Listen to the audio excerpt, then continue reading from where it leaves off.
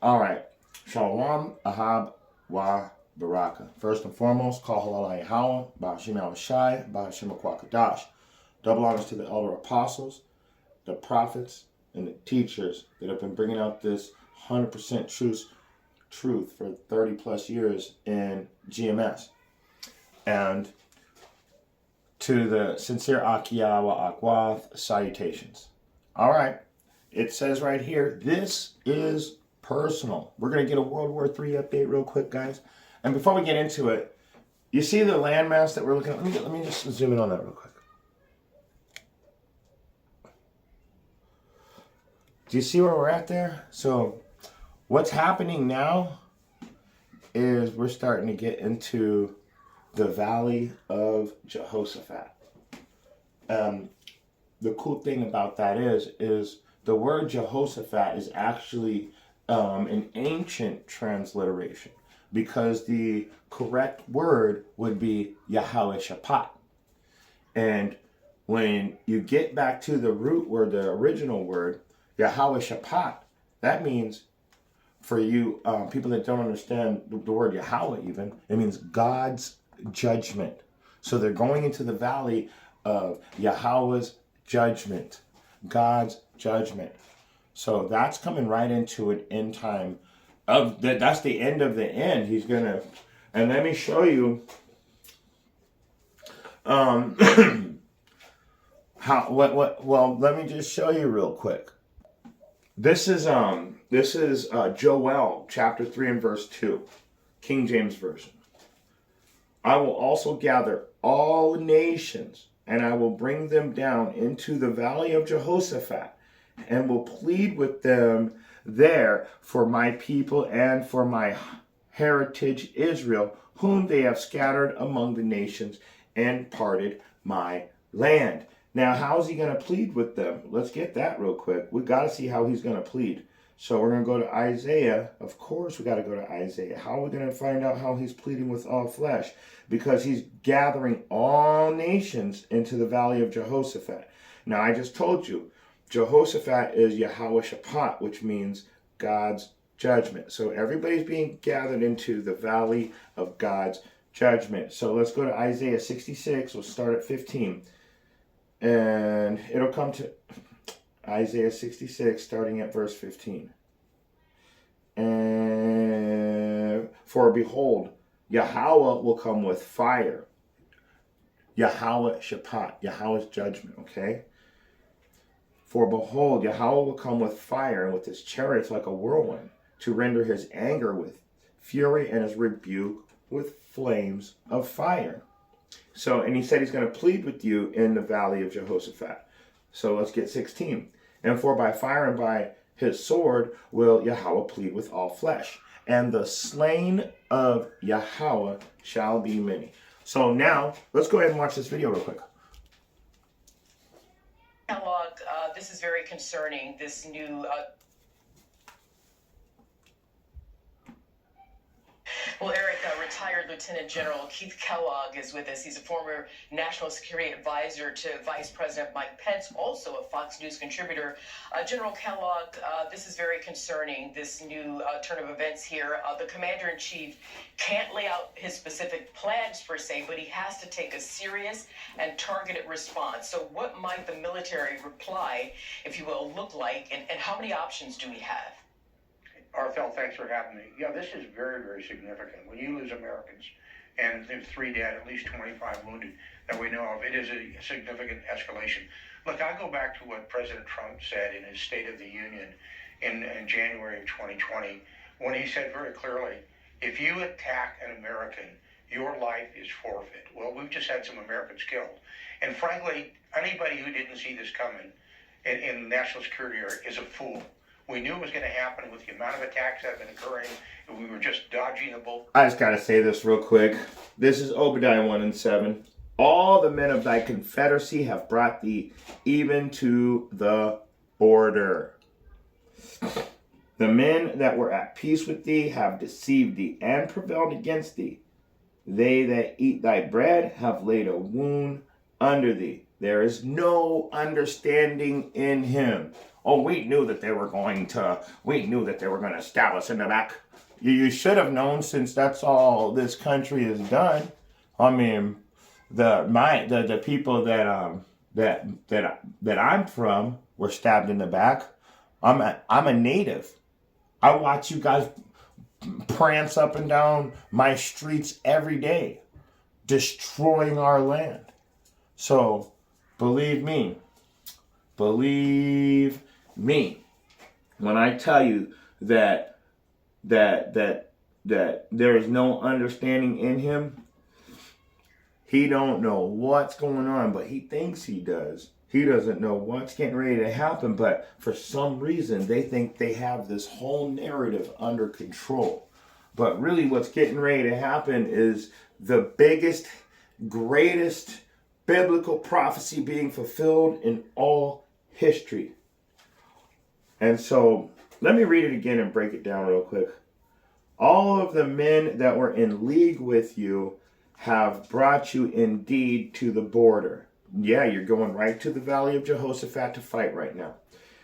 And the men that were at peace with you have lied to you and prevailed against you. Yeah, they blew up a bunch of 140 bases, and they're just bombing and bombing and bombing, and it's a media blackout.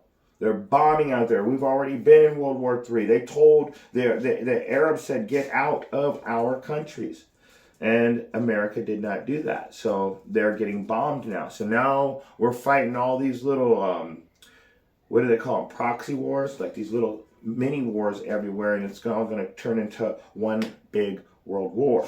So they that eat thy bread and have laid wound under thee. Isn't that beautiful? The people that you are breaking bread with are the same ones that are setting your ass up. Let's keep it going though. We're getting lucky. And it was caused primarily because of our normalization of activities. It was like, well, it's kind of okay to attack forces in the Middle East. It's okay to shoot missiles in the ships in the Red Sea. It's okay for China to get involved with Iran and Saudi Arabia in conducting peace. We've kind of taken a step back. Now the president's hand, President Biden's hand, is forced in just a few blocks from here in the White House complex and the Situation Room. I'm sure they're thinking of what they have to do. They're going to have to do what Teddy Roosevelt said, our 26th president. He said, when you strike hard. And he was one that said, speak softly, but carry a big stick. I do not believe, Barthel, they have got any option but to go into Iran and attack Iranian targets. As Trey said just a minute ago, all of these attacks on American forces in the Middle East, be it Houthis, be it Hezbollah, be it anybody else, they're Iranian-backed. And this administration has pulled its punches. And it can't do that anymore. It has to make a hard strike. And here's the problem we've had with normalization. Because when you normalize activities and kind of accept what's going on, now changing that dynamic is really hard. You can't just go tit for tat. You have to go up what's called the escalation ladder and make a significant strike, be it on people, be it on facilities, be it on troops on the field with the Iranians. Let me just get this real quick. This is Obadiah 1 and 15. Because he's talking about this, that, and the third, and how their lives are null and void if they do anything, and there's going to be a retaliation. Let me get this real quick. This is Obadiah 1 and 15. For the day of Yahweh is near upon all the heathen. As thou hast done, it shall be done unto thee. Thy reward shall return upon thy own head. Did you hear that? The reward is going to return upon thy own head. Now, so the rulership in the government is going to have the same things happen to them from the other countries that they've been doing to the other countries. So now everybody's fighting back. But what's really going on though in the background is every country is starting to fight against America at once. So let's go back into it. Something. The Pentagon is going to come up with options, and they're going to decide where they want to go. But my concern is this administration. Where do you want to go? Taiwan, Ukraine, Hamas, Yemen, Korea. I mean, where do you want to go? And you're going to take the hard option it needs to take and strike hard against the Iranians. Does that mean personnel? Sure. It could mean everything from going after Ismail Ghani, who's the current leader of the Quds Force, or even the Supreme Leader, Khomeini, or going after facilities that build the drone. Okay, what you're looking at, I just want to share with you guys. See all the little numbers next to the name of each place? Yeah, that's how many times they've been attacked by the Arabs. Within Iran, take out their naval facilities. They're going to have to make those decisions. But if they don't strike hard, they're making a big mistake, and I believe we're going to see a repeat of this in the future. Yeah, Tehran has made this personal, and so the response has to be personal. But what I do ask, though, what about our allies in the region? I mean, who's on board, and what's the current communication between our allied forces? You know, that's a great question, and you need to bring your allies along. But this... You know what he didn't do? He didn't just start rattling off allies. So let's see if he's going to rattle out some allies. This is an American issue. They have killed Americans. And this is, as you just said... Where's the allies? And we should lead. And if you want to come with us, come on with us. But if you don't, we're going to remember who came with us and who didn't. Did you see that? Hold on. Wait. Let's get it again. I told you, he didn't say, he started shaking up. Did you see him?